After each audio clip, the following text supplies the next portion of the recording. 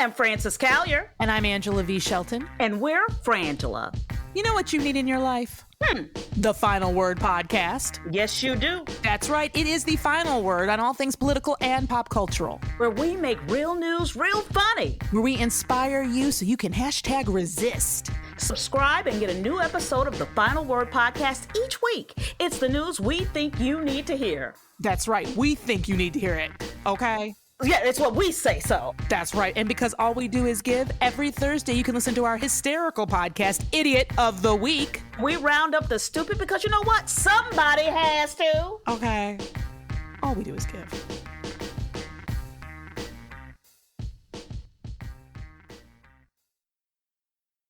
MSW Media.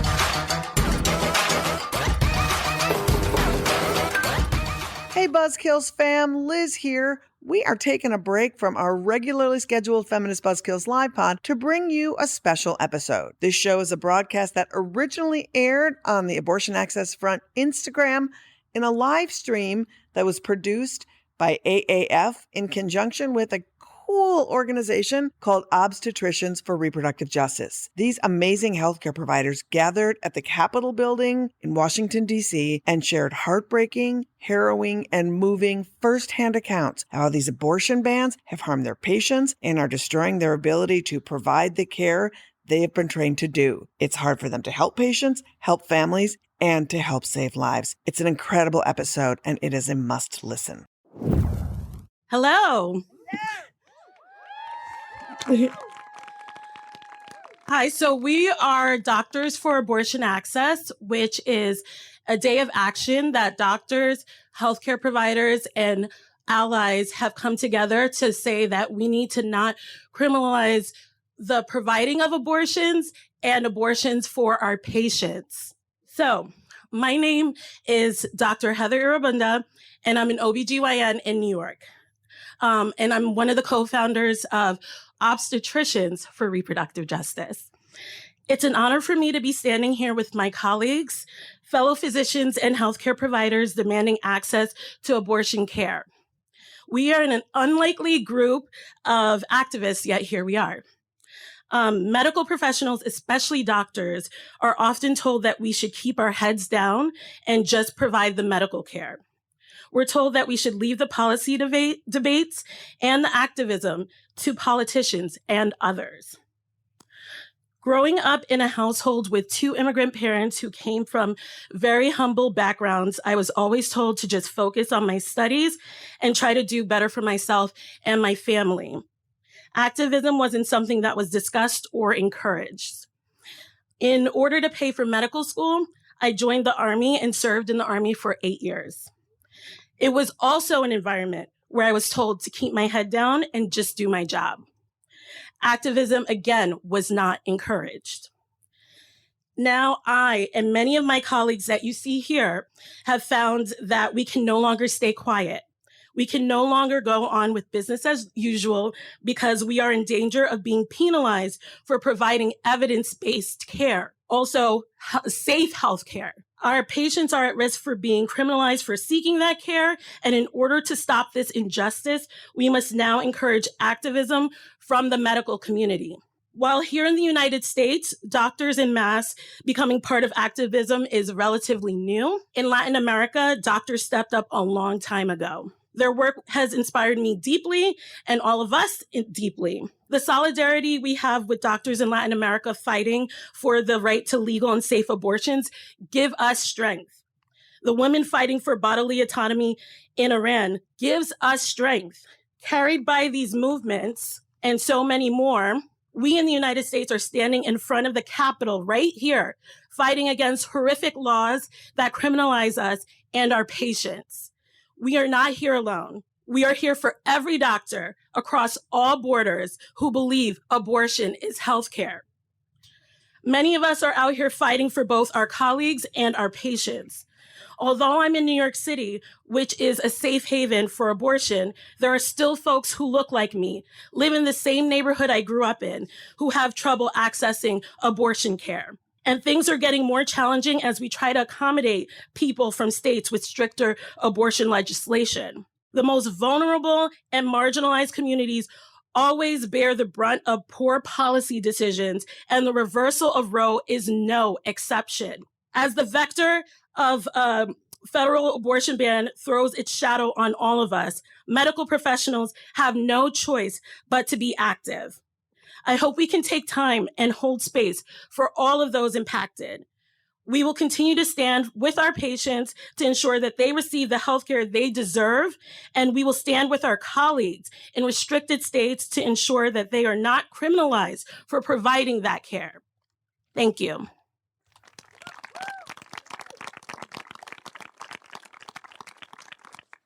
Hi, y'all. I just want to start off by thanking you for letting me share this space with you. My name, I'm definitely going to cry, but my name is Dr. Sarah Valliere, and I am an incredibly proud abortion provider and a family medicine physician. It was actually my own 2 abortions as a Texan teenager that led me on the path to do this work and to vow to return to my home. For the past 3 years, I had been living in Phoenix, Arizona, providing reproductive healthcare services at multiple abortion clinics. And in addition, I was flying into Texas 2 times per month to provide abortion services to my people. My schedule was grueling. I needed a change, and I needed to move back to Texas. After 7 long years away, I finally made it back to Dallas in May of this year.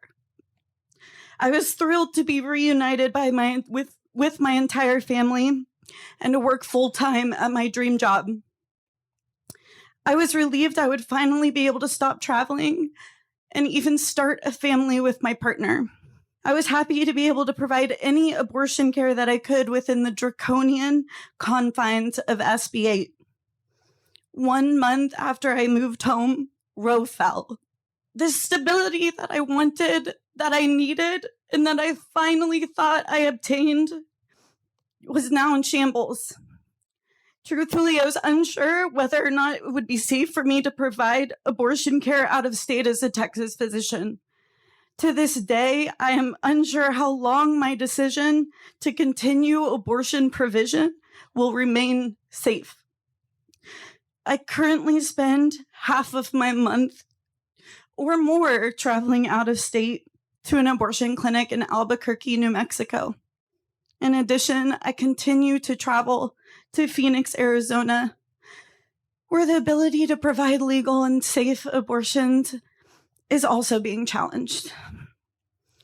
Ironically, or maybe not, despite my 600 to 1,000 mile commute, the abortion care that I provide and the majority of the people that I serve continue to be Texans. On multiple occasions, I have shared flights with these Texans that I am forced to serve out of state. Most recently, I was seatmates with a 16-year-old girl flying to Albuquerque. This girl was my patient in Dallas just a few weeks earlier. She was pregnant as a result of rape by a close family member. The pregnancy was a suffocating reminder of the assault, and she desperately wanted to move on with her life. I had to tell her I could not be the one to give her the abortion she so desperately wanted. Not only was I unable to provide this life-changing service for her, I wasn't even able to advise her on how to obtain an abortion. My heart was broken. Seeing my patient on the plane a few weeks later was a huge relief. She was going to get the care she desperately desired, despite the laws in Texas. That's because laws will never stop abortions. They will only make them harder to access. And so, in solidarity, we travel, despite the fear my Texas patients and myself constantly questioning, how long will the care be accessible in other states? How long until the traveling doctors lose their medical license or face persecution for providing abortions to these patients? How long until our loved ones are persecuted for helping obtain an abortion?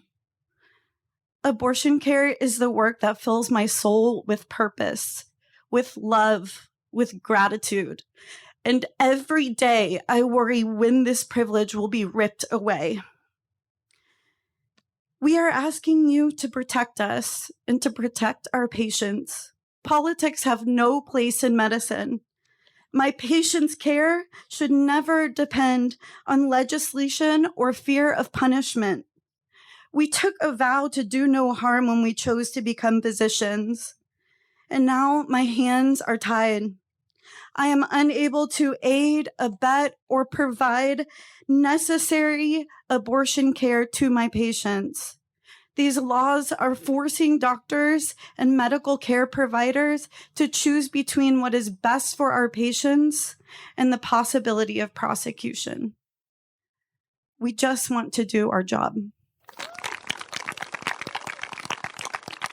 Hi, my name is Bianca Passarelli. I was born in São Paulo, Brazil, and I immigrated to the United States when I was 16. Growing up, I remember hearing stories about women in my family and friends who needed and sought abortions and had to endure appalling and degrading conditions to obtain them. In Brazil, abortion was and continues to be illegal in most cases, and yet it remains incredibly common. The use of misoprostol for medication abortions originated in Brazil. Originally, when I came to the United States, my dream was to be a fashion designer. But when I became involved with the pro-choice movement in college, I found my real fashion calling: scrubs. My first job out of college was as a counselor and a medical assistant at Planned Parenthood. My entire career has been dedicated to sexual health, abortion care, and reproductive rights. Since the passing of the Roe Act in Massachusetts, I've had the privilege of training under the country's most courageous and experienced physicians, and I now provide procedure abortion care in addition to the medication abortion regimen. Providing abortion care has always felt like a privilege, but after the Dobbs decision, it's taken on a new sense of urgency. Almost overnight, we started seeing patients from all over the country. Last Tuesday, I treated a patient who drove 18 hours from a state with an abortion ban in the South, only to get back in the car and drive home immediately after her procedure. She missed her infant son's first Halloween and was worried about arriving home in time for work on Wednesday morning. She said those were the longest 18 hours of her life, but she felt lucky to be able to get to do it at all. A couple weeks ago, I saw another patient who also lived in a state where abortion care is banned. Coordinating an abortion outside one's home state can require mind-boggling logistics, and it's a huge financial strain. My patient had to reschedule her appointment 5 times because each time she'd coordinated everything, like time off and childcare, she realized the funding she had secured was no longer sufficient to cover the cost of abortion and transportation. She got the procedure 6 weeks later than she originally intended. Another patient had to travel 1,800 miles alone to terminate a desperately wanted pregnancy conceived through in vitro fertilization after the 19-week ultrasound revealed a major kidney abnormality not compatible with life. The patient had to spend a night grieving between the first and second days of her procedure, away from home and from her family, then fly home with only a footprint card to share with her husband. These patients all had providers in their home states who were unable to perform their abortions because their hands are tied by their state's abortion bans. These patients deserved to receive this care close to home. Just as abortion bans in Brazil have only succeeded in making pregnancy less safe, abortion bans in the United States have already started to make pregnancy less safe. Medical providers across Latin America have joined the Green Wave to fight for decriminalization abortion care. And in countries like Argentina and Mexico, their efforts have already made impacts. As medical providers here in the United States, we must raise our voices to tell politicians what we know for sure. Abortion is healthcare. It is life-changing and life-saving care, and it must be legal and accessible because someday someone you know, someone you love will need an abortion, and we should be there to provide it. My name is Dr. Jen Conti. I'm a board-certified OBGYN and a specialist in complex family planning, and also one of the co-founders of Obstetricians For Reproductive Justice. I live and work in California, where access to abortion is currently protected. Recently, I had a patient named Heidi. I've changed her name to protect her privacy, who needed abortion care. Heidi lives in Texas. She has 2 little kids at home and was pregnant with a very desired pregnancy. She and her husband had recently learned that the fetus had a lethal genetic condition. They are both carriers of this condition, and they had already experienced a prior abortion for this same reason a few years before Texas banned abortion at 6 weeks. With that abortion, they received urgent, necessary, and safe care with her provider in Texas. This time around, however, providers throughout the entire state would not and could not help her for fear of going to prison.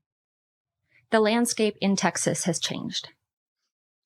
Because it was now illegal to provide this essential part of women's health, many providers had left the state, leaving all of reproductive health care impacted. Every step of her care took longer. Heidi is privileged. She had the means to travel to me in California, where I saw her the same week she called for help. In clinic, I also diagnosed her with a life-threatening condition called a placenta accreta. Her placenta was growing into the muscle of her uterus, where her 2 prior C-section scars were located. She was 16 weeks pregnant, and this was the first that she had learned of this condition, because in the preceding couple of weeks, when this was first able to be detected on ultrasound, she had already been deemed an abortion case and told to leave the state if she didn't want to continue the pregnancy. So her prenatal care had effectively stopped.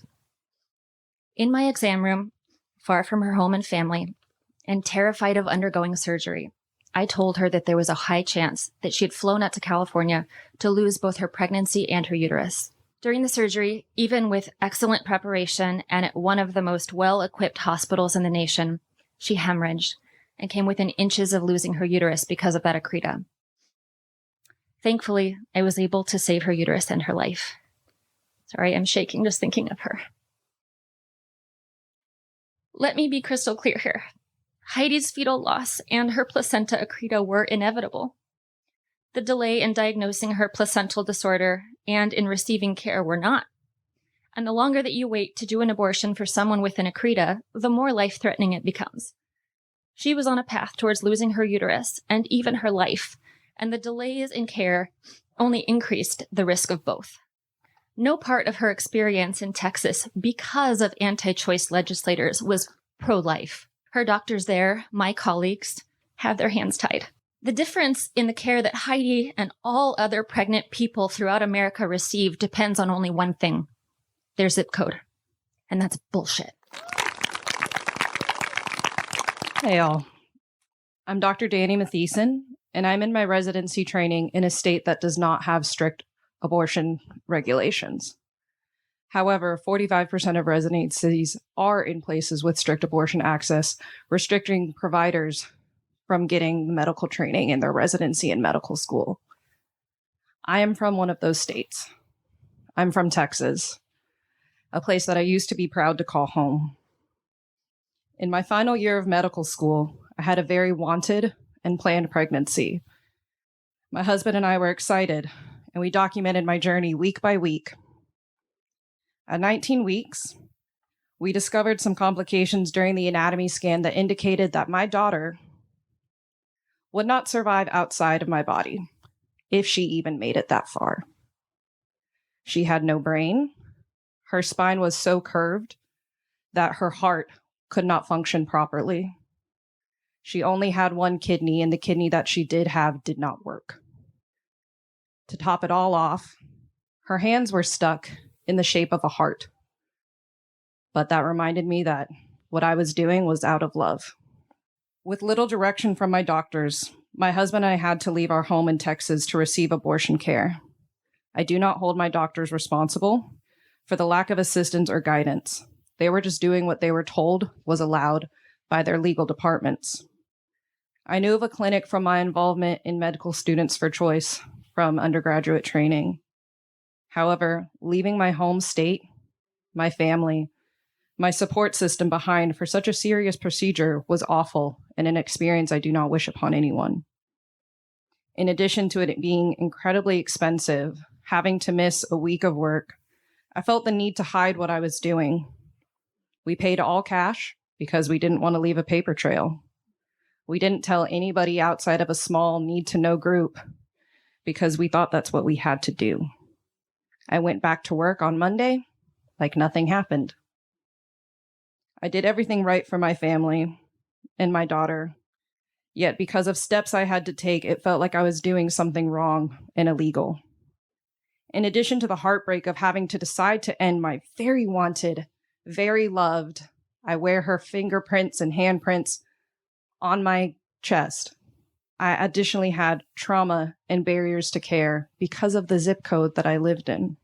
I think it's important to note that my story, however tragic, I had the resources to get treatment. This is not true for everyone. And additionally, it shouldn't matter the reasons why I had an abortion, whether it was medically indicated or elective. There should be access to abortion care, not just in times of harm to the mother or certain exceptions. The choice to be a parent or not, whether it's simply not the right time, not feeling safe, are all equally valid reasons, and this procedure needs to be included in all of the conversations.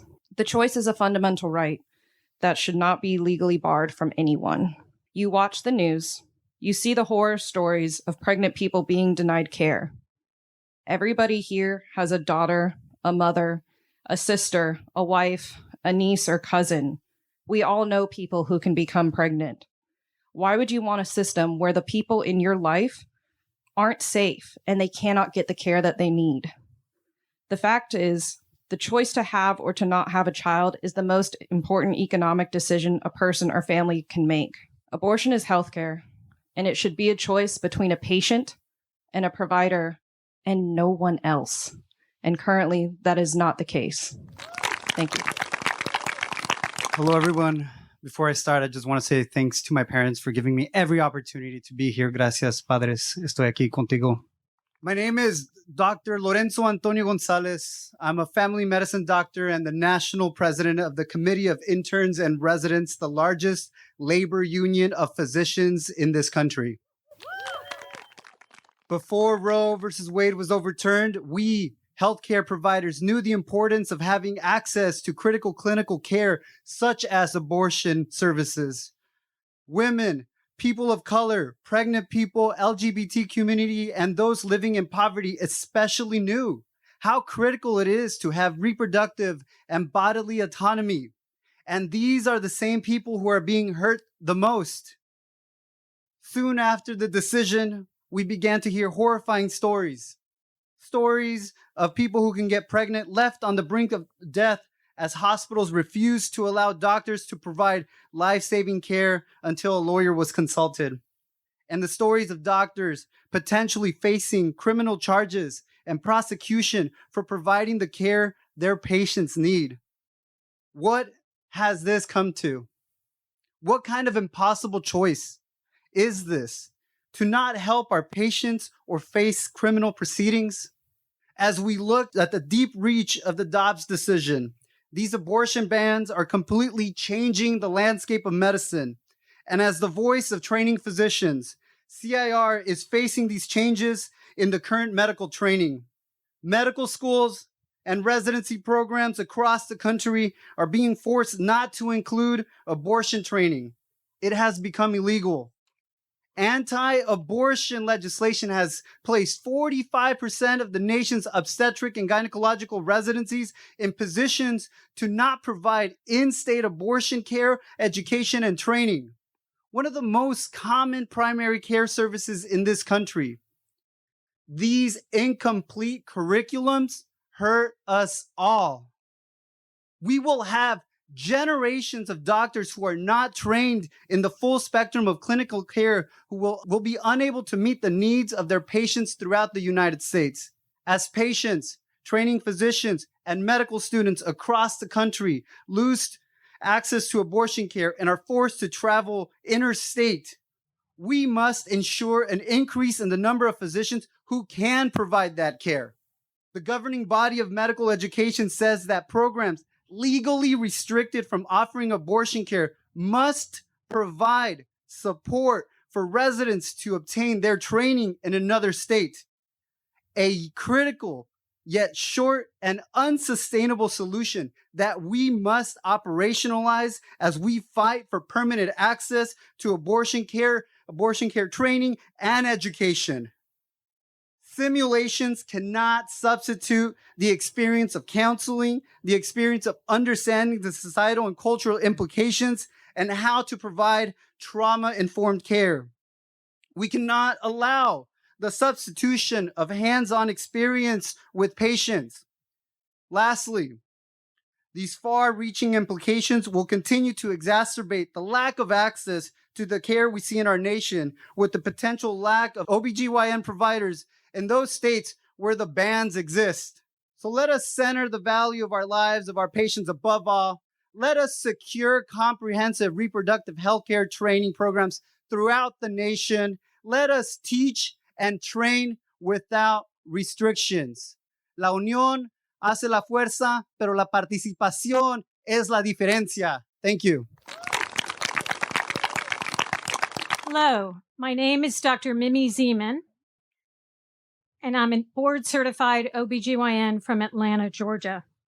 And I will fight every day to be a voice for women. I didn't go to medical school to become a physician. I went knowing I wanted to become an OBGYN. Inspired by the fight for the Equal Rights Amendment, my goal was to take care of and advocate for women. I'm also a first-generation American. My father was the only person in his family to survive the Holocaust, and he instilled in me the importance of always speaking out for justice, human rights, and democracy.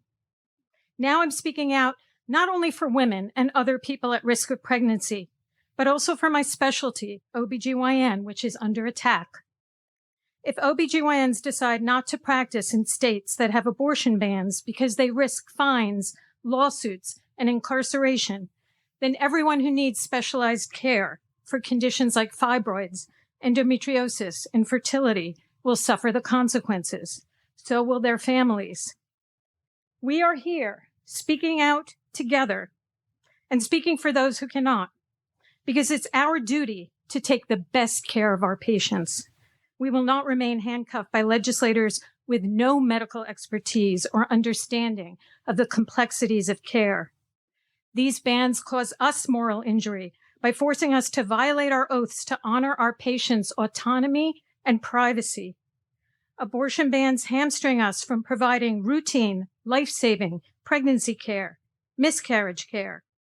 Abortion bans violate our oath to justice because care is based on which zip code someone resides in. That's why all major medical societies oppose these bans. These bans are cruel. They are not stopping abortions, but they are harming and punishing women for a situation, pregnancy, that requires male complicity. That's injustice based on gender. Every day in Georgia, patients are in tears when denied an abortion in early pregnancy, typically around 6 weeks or 2 weeks after a missed period. Her options are then continue her pregnancy in a state considered one of the most dangerous to be pregnant in, where her risk of death is 2 times the national average, 3 times higher for Black women, and greater than 100 times more than if she would have gotten an abortion. Or she could travel to another state at great financial cost, time cost, missed work cost, and cost to her children at home. Or she could procure pills for a self-managed abortion, which is a safe procedure, but illegal in my state of Georgia and other states without access. When I hear the public debate the question, what is an acceptable reason for an abortion, rape, or incest, or medical issues, they are missing the point. The right to an abortion is the right of a person to know what is in their best interests, to know what is right for their body and their goals for self-determination. It is a personal medical decision that our patients deserve to make no matter where they live. The American College of Obstetricians and Gynecologists, ACOG, promotes abortion as a human right and as an essential component of comprehensive evidence-based healthcare. After Roe was overturned, I wrote a script called the Post-Roe Monologues as another way to use my voice and apply my experience.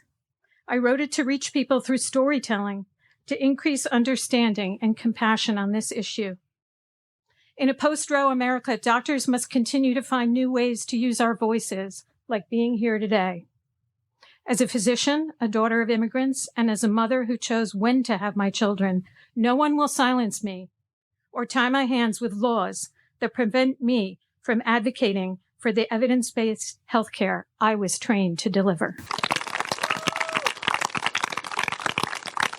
Good afternoon. My name is Dr. Kimberly Looney. I am a board-certified OBGYN and a specialist in complex family planning. As a participating OBGYN in Nashville, Tennessee, one of the most important and sacred health decisions I can ever help a patient make is when and how to be a mother.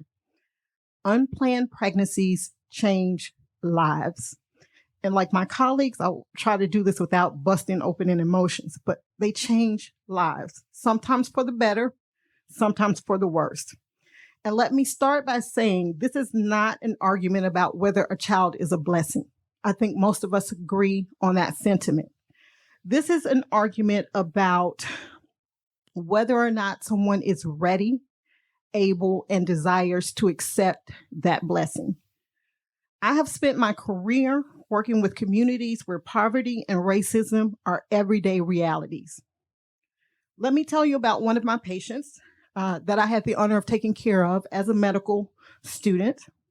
She was a young lady, 14 years old, and now faced with her first pregnancy.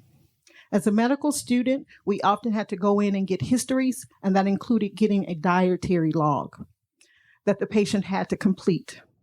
You will never know the pain and place of just disbelief that you feel when you have a 14-year-old child, not woman, child, look up to you and say, "How do you spell hamburger?" In that moment, in that space of me as a 25-year-old woman, my heart bled for that patient because I knew she had no idea how hard the road would be for her. During the course of that rotation, I saw countless versions of the same scenario and had to ask myself, what am I missing? I had come from similar backgrounds, similar communities, similar cultural beliefs. What made my life so different? After much reflection, I realized the only difference between myself and these women that I had the pleasure of taking care of was the opportunity to get educated and the opportunity to learn something about family planning. From that day forth, family planning no longer became a personal health decision or a social concern for me. It was those things, but in addition to that, it was also economic and empowerment of women, economic advancement of women. Outside of her 14-year-old body not ready to be a mother, how is a 14-year-old child on any day of her life expected to rise above poverty? Let's face it, in the communities that I know, it is hard enough to get an education without a child. So imagine the road with a child. That day, I made the commitment to give every patient that I served the tools that she needed to create her own story in her own way. I have seen countless variations of this story that have only renewed my certainty over the course of my 20-year career that abortion is health care. From my first delivery as an intern of a mother of an anencephaly baby, which is a lethal condition, who was told that she needed to carry this pregnancy to term because abortion was not an option, but yet not told of the increasing comorbidities that she was experiencing, the increasing health costs she was experiencing for a pregnancy that would not result in a live birth, never being told that, who basically had to carry this baby to term. From the student who was the first in her family to attend college, who feared having an unplanned pregnancy and that it might interrupt her career and her ability to provide for generations of her family. From the woman who's in an abusive relationship and has no say in her own reproductive decisions, but who also cannot, through compassion, bring a child into such situation as the one that she's living in. For all of these women, I stand here today. I have been a provider of these women. I have been these women. How dreadful that our daughters and our sons, because let's not leave them out of the equation.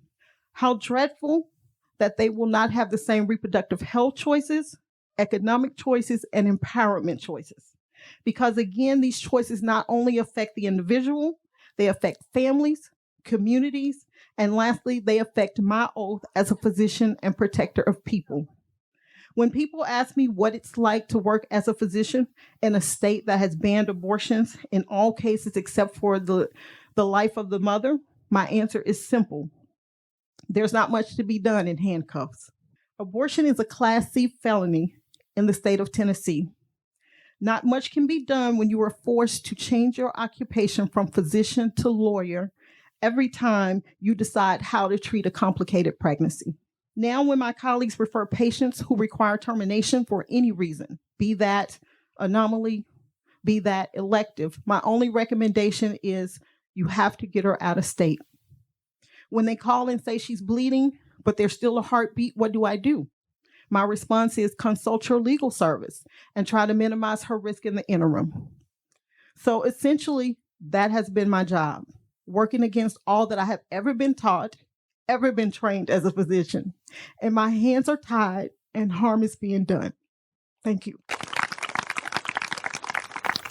I'm your final speaker for today. And before I start, I just want to say thank you to everybody for being here at this very inauspicious location where we look across the street to the building. That is the reason we are all here today. So thank you. My name is Dr. Jennifer Lincoln, and I'm a board-certified OBGYN in Portland, Oregon. And I'm also a co-founder of Obstetricians For Reproductive Justice.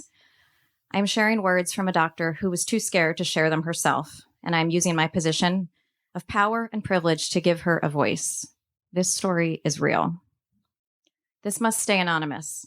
I'm currently practicing in a state where abortion is banned. A patient was referred for pregnancy due to birth control failure. She has cancer, and her doctors won't give her chemotherapy while she's pregnant. The hospital won't allow termination despite having documentation that it is to save the mother's life. She can't afford to find treatment elsewhere, so she's not receiving this potentially life-saving treatment. We've gone through legal and having multiple high-risk OBGYN doctors document this. It doesn't break the law, but there's too much liability for the hospital, so they won't allow her termination. And too much fear from the oncologist about what chemotherapy will do to the pregnancy. That is, can they get charged if the baby dies while she receives chemotherapy? So they've deferred her care indefinitely. This is not what I imagined when I got into medicine. That last line. This is not what I imagined when I got into medicine, or what anybody here imagined when we got into medicine. None of this is what we imagined. And yet that is the least of what's wrong with this story that I shared, again, from a doctor who reached out to me on social media because she couldn't share her story and feel safe that she could do so. You see, some folks will hear this story and they'll say, but there was an exception. But she can just travel. But the doctor should have done it anyway. And yet this is the reality. Exceptions are affirmative defenses in states like Tennessee, where you still are charged with a crime and have to go to court and defend yourself. Exceptions result in delaying life-saving care. When a felony is a possible outcome, fear will often win. Put yourself in their shoes. Put yourself in their shoes. Travel, medication, abortion pills, getting care elsewhere is fantastic, but it's meaningless for those who can't access that and those who are already marginalized even long before Roe fell. We are here today because we need more doctors and more healthcare providers who are in positions of power, like us here, people like me who live in states with protections, with platforms that I can use and I can reach out and I can speak and lift up my voice. We need them to speak up and show up and claim their activist role. The old ways of hoping lawyers and litigators and legislators will keep these things accessible, those are gone. We are in a new, scary post-Roe world. And if we doctors, nurses, midwives, students, if we don't start speaking up for our patients, we will be complicit in allowing these atrocities to continue. Our voices matter. If we come together and demand that our medical organizations that represent us speak loudly on our behalf and say no more to our hands being tied, no more to funding anti-choice candidates, and no more to staying safe while our patients die and they lose their uterus and they have to choose between healthcare or handcuffs, we can truly then fulfill the oaths that we took and be the change that this moment calls for.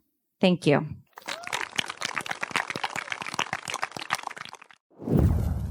Thank you to Obstetricians for Reproductive Justice for organizing this event, and thanks to all of the doctors and medical professionals who spoke up for abortion access today. You can follow them on Twitter and Instagram at OBS4RJ and stay up to date and support their work. Thank you so much for listening. We're here for you. We want to bring you amazing events like this so that you can speak to your communities, especially speak to your communities through the voices of those who are impacted the most. We want to help you navigate these dark days, and we always want to be a reliable hub of info and a source of humor as we face some really, really dark times. If you like our regularly scheduled Feminist Buzzkill live episodes and these fun special episodes, subscribe, write a review, give us 5 stars. It's the best way for our podcast to reach more people. And by doing so, you are helping more people learn about this assault on abortion access. To keep up with all the repro news, to keep up with events like this, follow us on social at Abortion Front on Insta,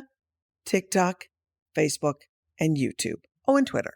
A Feminist Buzzkills Live is edited by Remy DeTournay and is produced by Abortion Access Front. Looking for some activism? Looking for something you might want to do? Well, look no further than Operation Save Abortion, our 5-part training series that's available on video and in podcast forms. So gather your friends, watch and listen to each episode together, and follow the activity guide for a full experience. Details on the series are at operationsaveabortion.com. And make sure you check out the activist calendar as well, which is chock full of local and national actions and educational opportunities. That's right.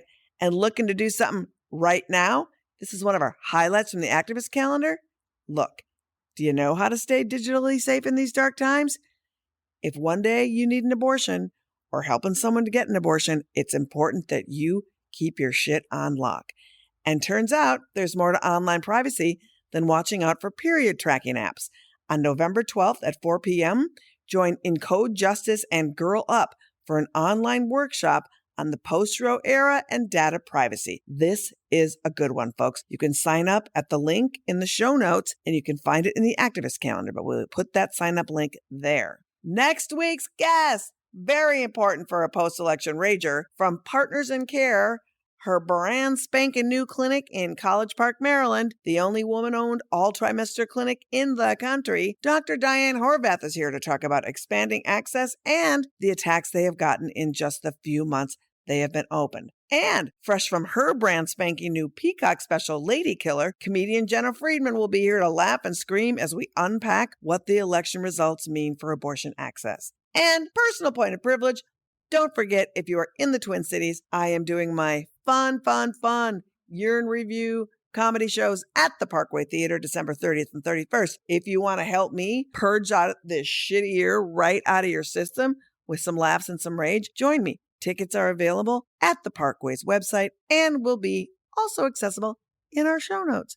And lastly, Patreon plug. Join our Patreon. If you like these special episodes, if you like Feminist Buzzkills Live, if you love that we are doing all of this amazing activism like Abortion Access Front, become a supporter. You'll not only be supporting all of our great work, the great content of FBK Live, but you'll also get cool FBK merch and experiences. All the pledges support everything we do, so you can pledge at patreon.com/feministbuzzkills. Also, folks, listen up. Abortion is on the ballot literally in 5 states. So check to see if your state is one of them and prepare your sample ballot. You go to aafront.org/2022. And really, abortion's on the ballot in all 50 states. So please Please, please get out, get your vote on. Let's wake up Wednesday morning with a lovely afterglow. All right, kids, we'll see you next week. Thanks a lot.